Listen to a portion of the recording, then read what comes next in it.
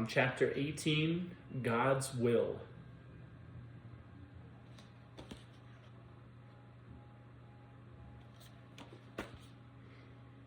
Jesse sprinted through the woods. He asked Linda to give him about an hour, then call the sheriff, to send him over to Dillard's.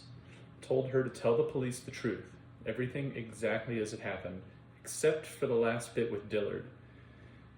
To instead say she'd got out of the basement on her own and driven home, and let him worry about filling in the blanks.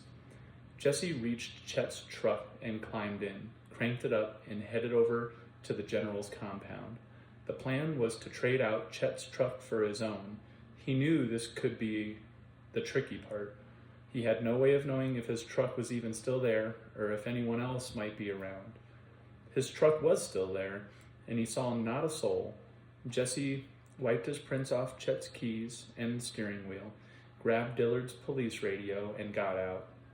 He walked quickly up to the side door of the motor bay. Jesse used his sleeve to open the door and headed up the short hall. He hesitated there, knowing what awaited him inside. He swallowed and pushed the door inward. Jesse tried not to look at them, the mangled bodies, but did, surprised to find he actually felt bad for many of them. Men he'd known most of his life.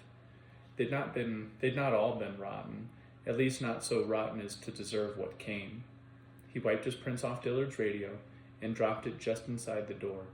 Jesse figured the police would find plenty of evidence connecting Dillard to the general once they started looking, but a little insurance wouldn't hurt. Jesse left the building, hopped into his truck. The keys were still in the ignition. He gave them a twist and was rewarded with a grinding noise. Not good, he said, knowing the old F-150 had been sitting too long. He held his breath and gave it another go, nursing the gas. It turned over once and quit. Come on, you can do it. It started on the third try, and Jesse dropped it into reverse and got out of there.